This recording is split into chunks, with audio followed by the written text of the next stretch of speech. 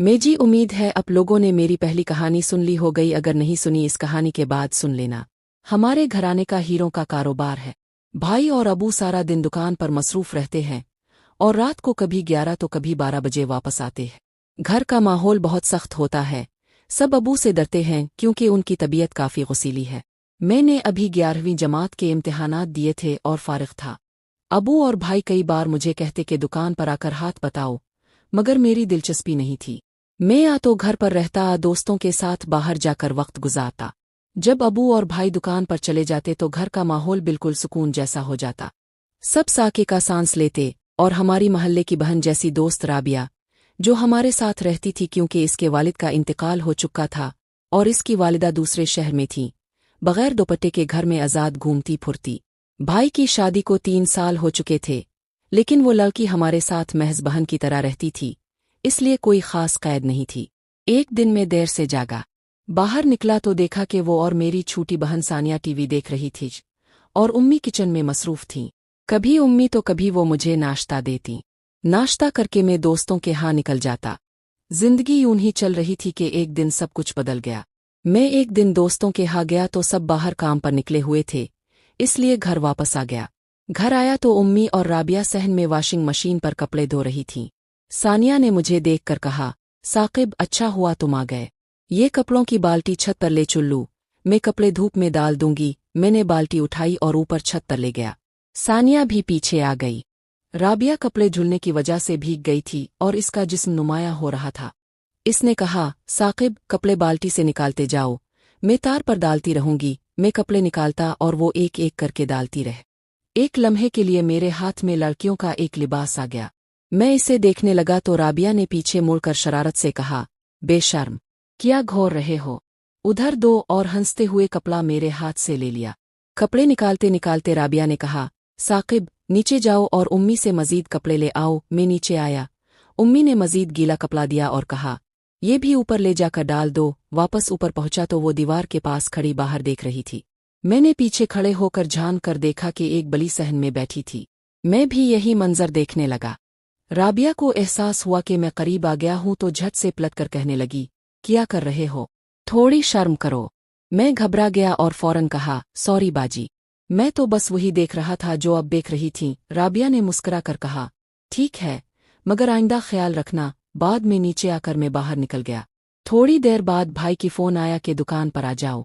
दुकान पहुंचा तो भाई ने बताया कि हमारे खालू की तबीयत खराब है और मुझे उन्हें बस स्टेशन छोड़ कर आना होगा। भाई ने लोकल बस की 2 टिकटें बुक कराने के लिए पैसे दिए। मैंने बुकिंग करवा दी और घर आकर इत्तला दी।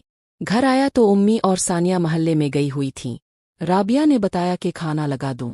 खाने के बाद मैं अपने कमरे में आया और लैपटॉप पर फिल्म देखने लगा।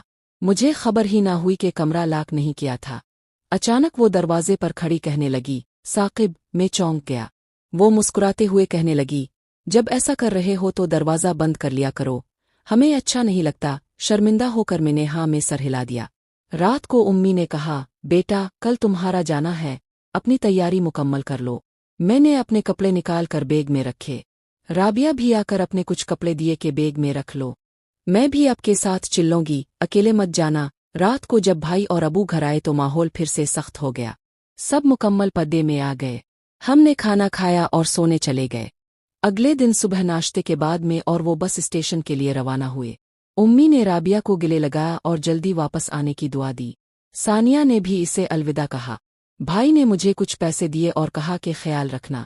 बस में हमारी सीटें एक दूसरे के साथ थीं। बस चल पड़ी तो हम दोनों खामोश रहे। कुछ देर बाद राबिया ने खिड़की से बाहर देखना शुरू कर दिया। बाहर धूप थी और सड़क पर लोग चल रहे थे। मैंने पूछा, क्या हुआ राबिया? कुछ परेशान लग रही हो? इसने मेरी तरफ देखा और हल्की सी मुस्कुराई।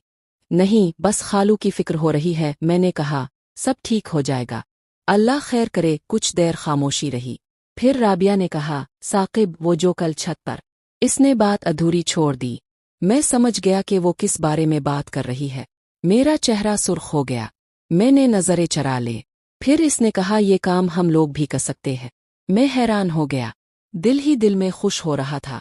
फिर मैंने इससे कहा, तुम उधर ही सो जाओ। मैंने देखा सब सो रहे हैं। मैंने कहा, अच्छा मौका है। वो खुश हो रही थी। फिर हमने आंख मिचौली शुरू कर दी। बस के अंदर ही थोड़ी सी छेड़छाड़ हुई। इसने कहा, इससे तो बहुत सुकून मिलता है। सानिया ने मेरी तरफ झक कर आहिस्ता से कहा, तुम बहुत अच्छे हो। मैंने हैरत से इसकी तरफ देखा। इसकी आंखों में एक अजीब सी चमक थी। मेरा दिल जोर से धड़कने लगा था। बस अपनी रफ्तार से चलती रही और हम दोनों खामोश बैठे रहे। कभी कभार हमारी नज़रें मिलतें तो एक अनजानी सी कैफियत तारी हो जाती थी। सफ़र के दौरान राबिया ने मुझे अपने स्कूल के किस्से सुनाए, अपनी ख्वाहिशात के बारे में बताया। मुझे महसूस हुआ कि मैं इसे पहले से कहीं ज्यादा जानने लगा हूँ। इसकी सादगी, इसकी मासूमियत मुझे बहुत अच्छी लग रही थी। जब बस अपने स्टॉप पर पहुंची तो हमारे एक दौर के रिश्तेदार वहां मौजूद थे। उन्होंने हमसे मुसाफहा किया। राबिया ने मेरी तरफ देखा और एक बार फिर हल्की सी मुस्कुराई। इसकी आंखों में नमी थी। कुछ दिनों बाद हम लोग वापस आ गए। घर पहुंचकर मैं अपने कमरे में लेट गया। मुझे महसूस हो रहा था कि कुछ बदल गया है।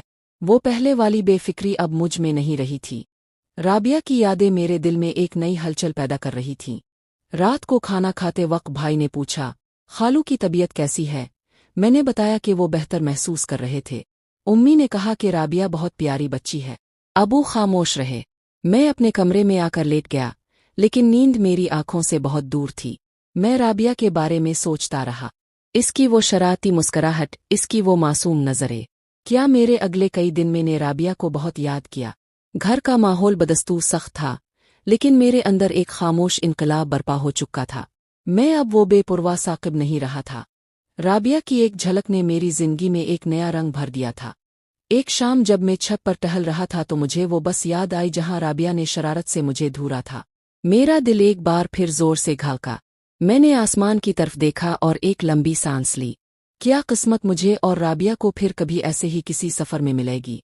ये सवाल मेरे ज़हन में घूमता रहा। हम लोग इसी मौका की तलाश में रहते कि किसी तरह सफ़र का मौका मिल जाए और फिर से वो सब हो। मेरे प्यारो दोस्तों, ये कहानी कैसी लगी? मेहरबानी करके अपनी राय का इजहार चैनल को सब्सक्राइब करके करें। शुक्रिया।